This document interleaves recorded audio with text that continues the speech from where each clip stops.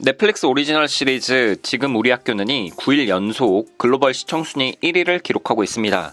영국, 미국에서도 한국 좀비물이 흥행에 성공한 아주 이례적인 사례가 탄생했습니다.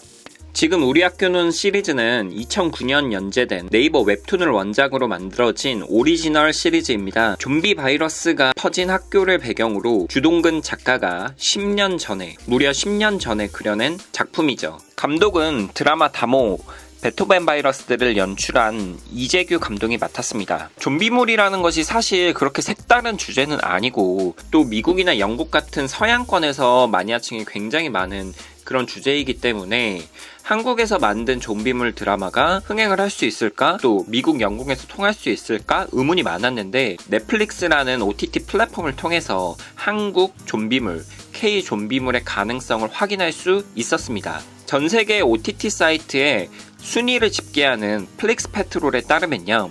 지금 우리 학교는의 순위가 1월 29일부터 2월 6일까지 9일 연속 1위를 기록하고 있습니다. 현재 48개국에서 1위 순위를 지키고 있고 지난 4일에는 영국과 미국에서도 1위를 기록했습니다. 지금 우리 학교는의 성공이 정말 대단한 이유를 몇 가지 분석해보면요.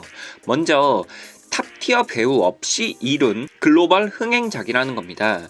이번 시리즈의 주연으로는 독립영화 벌새에서 인상 깊은 연기를 펼친 박지우 배우를 필두로 윤찬영, 조인현, 로몬, 이유미 등의 배우가 출연했습니다. 그 배우들의 연기력은 굉장히 뛰어나지만 사실 톱티어 배우라고 말하기는 힘들거든요. 오징어 게임만 해도 이정재가 있었고 지옥만 해도 유아인이라는 국가대표급 배우가 이야기를 주도했습니다. 하지만 지금 우리 학교는을 보신 분들은 알겠지만 저 배우 누구지? 라는 의문이 들 정도로 무명 배우들이 주를 이루는 드라마 스토리 전개를 볼 수 있습니다. 톱 배우는 없지만 학생 한 명 한 명, 캐릭터 한 명 한 명의 매력이 상당한 드라마입니다. 12부작이나 되는 결코 짧지 않은 시리즈이지만 지루할 틈이 없고요. 순간순간의 스토리 그리고 영상미들이 엄청난 몰입감을 선사하기 때문에 오징어 게임 지옥과 비교해도 전혀 손색이 없는 그런 드라마라고 볼 수 있습니다. 사실 넷플릭스 같은 글로벌 OTT에 공개되는 작품은 국내 톱배우의 등장 여부가 흥행과 직결되진 않습니다. 한국에서는 아무리 유명한 배우더라도 전 세계 시청자들에게 한국 배우 얼마나 알려져 있을까요? 어찌 보면 그동안 국내 연예계에 쌓여있던 배우들에 대한 편견, 인식, 이미지 이런 것 없이 순수 연기력과 각 인물들의 캐릭터를 평가할 수 있는 기회가 아주 긍정적으로 발현됐다고 볼 수 있습니다. 이번 성공에서 또 하나 주목해야 될 점은 글로벌 흥행 작품이 앞으로도 계속될 수 있는 가능성을 확인해 줬다는 건데요.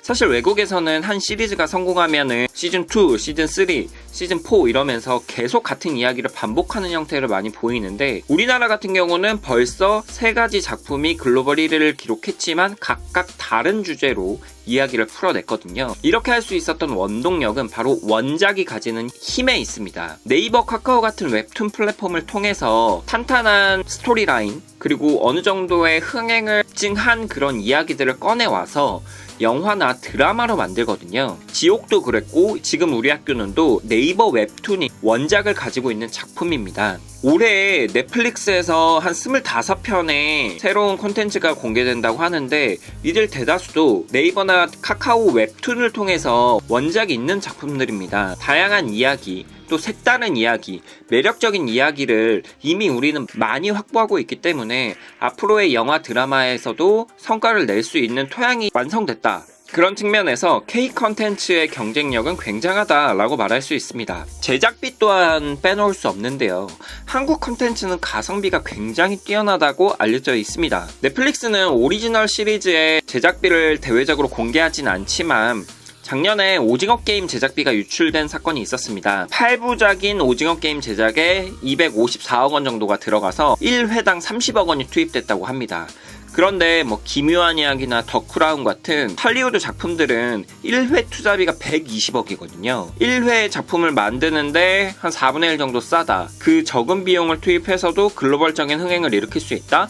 라고 하면 넷플릭스 같은 제작자들은 한국 콘텐츠에 더 많은 공격적인 투자를 할 수밖에 없겠죠. 외신에서도 호평이 잇따르고 있습니다. 영국 가디언즈는 넷플릭스의 한국 좀비 쇼가 당신을 날려버릴 것이다. 한국 괴물 시리즈는 실존주의의 한 조각이다 라고 호평을 했습니다.